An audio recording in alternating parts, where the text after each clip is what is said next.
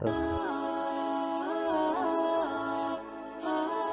Bismillahirrahmanirrahim. Tidak jarang kita manusia itu berada dalam kondisi yang amat sangat sempit. Melangkah ke depan dia salah, mundur dia tidak benar, berhenti pun dia banyak yang menyalahkan. Pada kesempatan ini saya ingin ngajak Bapak Ibu sekalian yang dirahmati Allah untuk bisa mencari celah saat dalam kesempitan, bisa mengelola kesedihan menjadi kebahagiaan, dan bisa mengatasi diri saat kita terus merasa kurang dan terus merasa kurang. Diceritakan dari sahabat Ibnu Abbas radhiyallahu an, ia berkata, Rasulullah shallallahu alaihi wasallam bersabda, barang siapa yang terus menerus mengucapkan istighfar, dia sedikit-sedikit Astaghfirullahaladzim, Astaghfirullahaladzim. Hampir di segala aktivitasnya dia melafadzkan istighfar, terus menerus membacakan istighfar, maka Allah akan memberikan kebaikan-kebaikan. Satu, apa itu? Memberi solusi dalam setiap kesempitan. Maka kekuatan istighfar yang terus menerus dibaca itu terakumulasi menjadi sebuah kekuatan dahsyat. Kita menemukan solusi saat kita sempit. Yang kedua, istighfar yang terus menerus dibaca itu kemudian memberikan kebahagiaan dalam setiap kesedihan. Di saat orang berduka, dia bahagia. Di saat orang sedih, dia bisa tersenyum dan tertawa.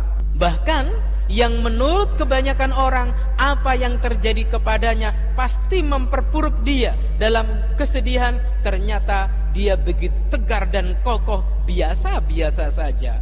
Ya, karena di sini ada energi istighfar yang mengalir kuat, sehingga kemudian kesedihan itu ternetralisir menjadi kebahagiaan. Yang ketiga adalah memberikan rezeki dari tempat dan waktu yang tak terduga. Tiba-tiba dia tidak menyangka, dia tidak menduga, lo kok dapat, alhamdulillah.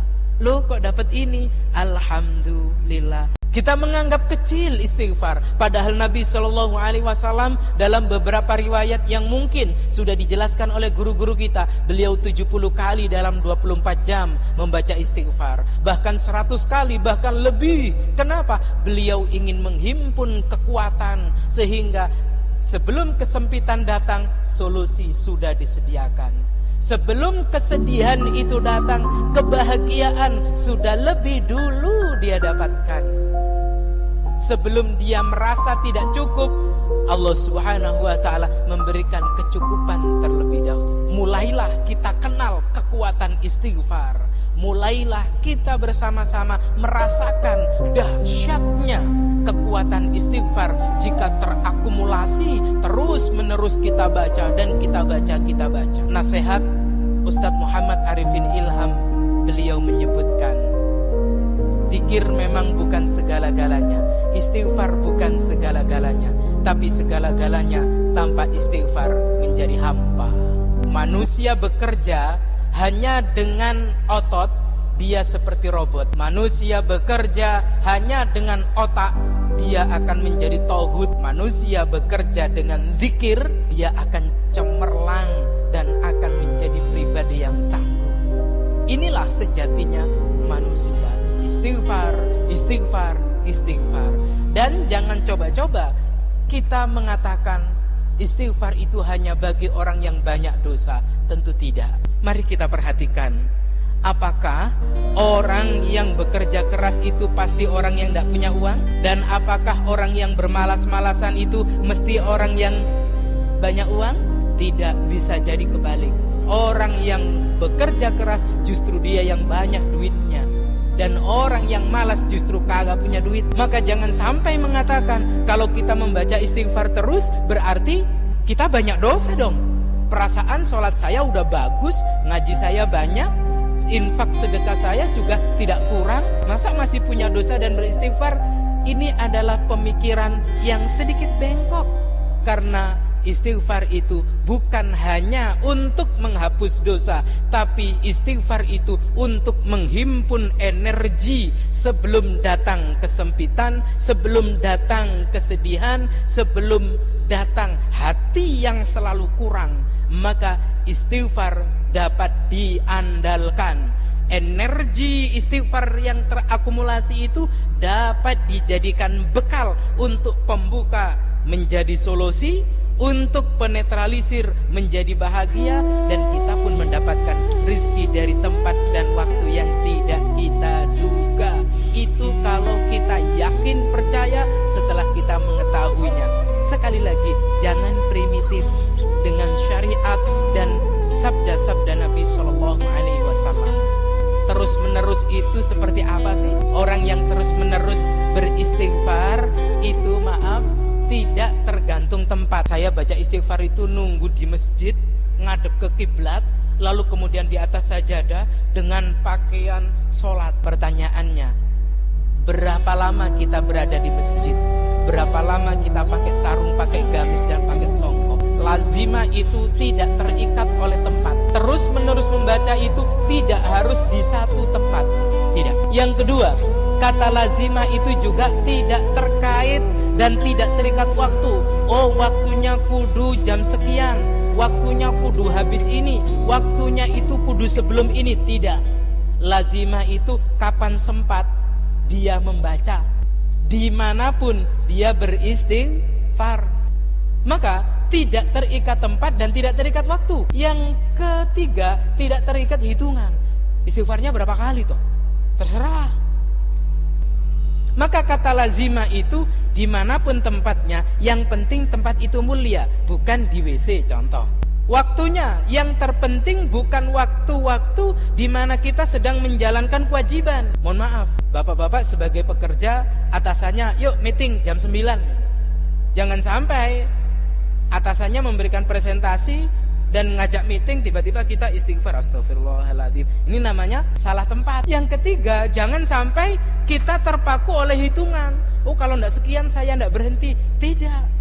Yang penting di mana kita berada, kapan kita sempat, lalu kemudian sepasang bibir dan lidah ini bergerak untuk astagfirullahaladzim, astagfirullahaladzim.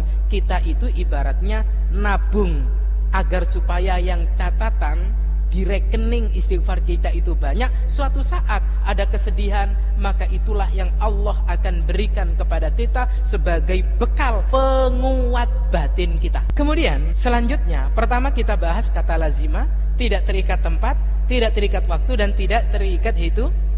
Kemudian selanjutnya, kita ini sering istighfar namun kehilangan makna. Kita sering kali memohon ampun kepada Allah tapi hambar tanpa rasa. Kita begitu sering bisa jadi astagfirullahaladzim, cuman tidak lebih sekedar gerakan bibir dan lidah kita. Lalu apa makna? Astagfirullahaladzim maknanya saya mohon ampun kepada Allah, itu terjemahnya. Makna istighfar yang mesti hadir di hati saat lisan ini mengucapkan astagfirullahaladzim itu adalah satu, mengakui kesalahan. Kita bersama-sama sadar dan benar-benar tahu kalau tidak ada manusia mulai lahir sampai saat ini dia berjalan tanpa kesalahan. Yang kedua, makna istighfar itu adalah menyesali dosa-dosa yang kemarin, yang minggu lalu, yang bulan lalu, tahun lalu, atau 10 tahun yang lalu, atau 20 tahun yang lalu yang pernah dilakukan. Dosa-dosa itu kita sesali, sehingga kemudian tidak sekedar bibir bergerak dan lidah juga bergerak,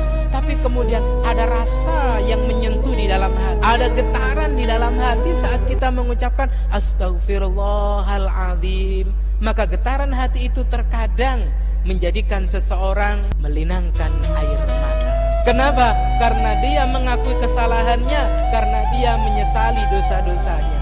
Lalu kemudian makna ketiga istighfar itu adalah berjanji tidak mengulangi. Dengan demikian kita kembali kepada mainstream kita sebagai hamba Allah yang diciptakan untuk menyembah. Kita dicipta bukan untuk melanggar, kita dicipta bukan untuk tanpa dasar dan tanpa arahan, tapi kita diciptakan illa liya'budun, hanya untuk mengabdi. Itulah rel kita menuju Allah Azza wa Jalla.